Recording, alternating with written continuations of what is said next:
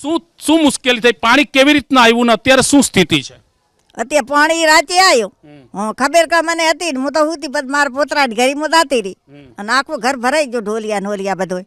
હા, કેટલું નુકસાન છે? ઘણું ખૂબ નુકસાન આલ્યું છે. ઢોલિયા પલળી ગયા અને આખું ઘર ભર પડ્યું પાણીનું, 2 મકાન ભર પડ્યા છે. હા, હવે ખાવાનું કોઈ છે નહીં, ખોય છો? હા, પૂછે મારા, હું કમાવા જાઉં તો હવે. વરસાદ જોયો તો બા પેલા? વરસાદ આવો જોયો નથી, 1 વાર આવ્યો તો તે પાણી નહેરી ગયો તો. હાલ નથી નહેરતો, 3 દાડાથી પડ્યો છે, નથી નહેરતો. મતલબ બહાર જવાય એવી સ્થિતિ જ નથી. બારું દવરાતું જ નથી, દાદરું દાવા જો આવું. ઘરમાં ખાવા પીવાનું કરિયાણું ને બધું પલળી ગયું? બધું પલળી ગયું, લોટ ભાદરું પલળી ગયું, સંભાળવા આવી તમે ભીડાઈ રહ્યા, બધું પલળી ગયું. ખાટલા તાળું ગાડી દોયો, ખાટલા પાણી રાહેરું, બધું પલળી ગયું. અનાજ અનાજ ચોરડું કતો હોઈએ, કોઈ નથી, ખાવું શું? તો તમે જોઈ શકો છો કે તેમની હાલત દયનીય છે. તે કહી રહ્યા છે તે પ્રમાણે અત્યારની સ્થિતિ છે તે પ્રમાણે ખાસ કરીને આ તમામ જે ઘરની અંદરના જે રૂમ છે કે ઘરની અંદરની વસ્તુઓ છે તે પલળી ગઈ છે. હાલત એટલી ખરાબ છે કે આ વાત કોને કેવી, કેવી રીતના પહોંચાડવી? મોબાઈલ નેટવર્ક ઠપ છે, સંદેશો કોને આપવો? કોમ્યુનિકેશન થઈ નથી શકતું. સરકારી તંત્રના અધિકારીઓ મોટા શહેરોમાં પહોંચી શકતા હશે, પણ અહીંની હાલત જુઓ છો કે પાણીના વાસણો અને ખાવા પીવાની ચીજ વસ્તુ બનાવવાના વાસણો અત્યારે તરી રહ્યા છે. 36 કલાક બાદ પણ સ્થિતિ આવી છે. આ એકમાત્ર ગામની સ્થિતિ નથી, અનેક ગામોની સ્થિતિ છે. તમે અહીંયા પરિસ્થિતિ જોઈ રહ્યા છો. આ તેમનું રસોડું છે અને આ રસોડાની હાલત તમે જોઈ રહ્યા છો કે કેવી બની છે.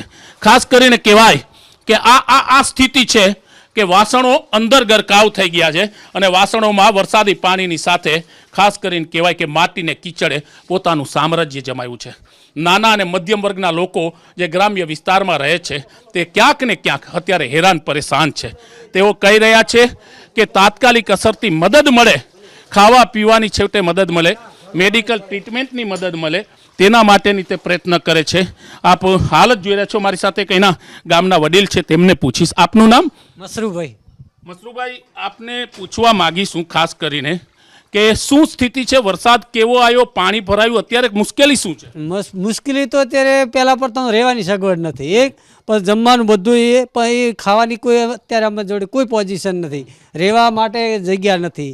જાવું તો ક્યાં જવું? આ 36 કલાકથી વરસાદ ચાલુ છે, બરાબર. આ પોઝિશન છે, અત્યારે કોઈ આવતા નથી. લોકો વોટ લેવા હોય તો બધા આવે છે, અત્યારે કોઈ આવતા નથી ખરે ટાઈમે. અત્યારે આવી પોઝિશન, ખાવા પીવાની રહેવાની કોઈ સગવડ નહીં અમારી જોડે. મદદ નથી મળી હજી સુધી તો મદદ કોઈ આવ્યું જ નહીં. મદદની ક્યાં વાત કરો? કોઈ હજી આ બાજુ કોઈ આવ્યું નહીં, વ્યક્તિ નહીં કોઈ આવ્યો. અતિ ભારે વરસાદ અને અતિ ભારે પાણીના કારણે કોઈ માણસો બહાર નીકળી શકતા નથી. રસ્તાની ઘરની બહાર નીકળું તો મારા ઘરની બહાર 1 કમર બરોબર પાણી થાય છે અને રસ્તામાં જઉં છું ને તો મારા માથા બરોબર પાણી થાય છે. મારી 6 ફૂટ 6.5 ફૂટ હાઈટ છે, મારા માથા બરોબર પાણી થઈ જાય છે તો બીજી વ્યક્તિ કેવી રીતે નીકળી શકે? મારા ઘરની બહાર, હું પલોટ વિસ્તાર ઉચ્ચોસણમાંથી બોલું છું, સોયગામ તાલુકાના.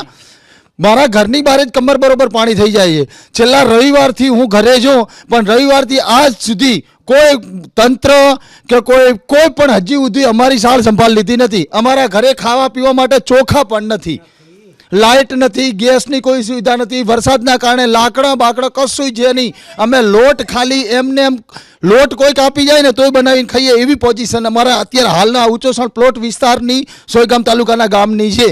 આપે જે વાત કરી કે કોઈ લોટ આપી જાય તો પણ તમે માનો છો કે મદદ મળી જાય, તો આ લાચારીની સ્થિતિ? લાચારી એટલે એવી લાચારી છે ને કે કુદરત પણ સાંભળતું નથી. મીડિયા તંત્ર, આ મીડિયા તમે આવ્યા છો અને અમારી વારે આવ્યા એ બદલ તમારો ખૂબ ખૂબ આભાર છે કે આ પહેલા જ વ્યક્તિ તમે એવા છો કે અમારા પલોટ વિસ્તાર ઉચ્ચોસણ સોયગામમાં તમે અમારી મુલાકાત લીધી છે ને અમારી આ દીનદયાળી અમારી ફરજ છે, અમારી ફરજ છે. જ્યાં પણ તકલીફ ને તમે એક નજરથી જોઈ શકો છો અને તમારા દિલમાં એટલી ચાહત થઈ કે આ વ્યક્તિઓ ખરેખર દુઃખી થાય છે, હેરાન થઈ રહ્યા છે.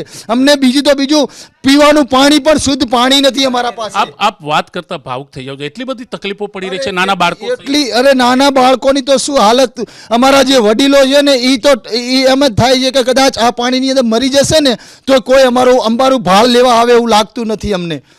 તમે જોઈ રહ્યા છો કે આ લાચારી, આ વેદના છે કે કોઈ સંભાળ લેવાવાળું નથી.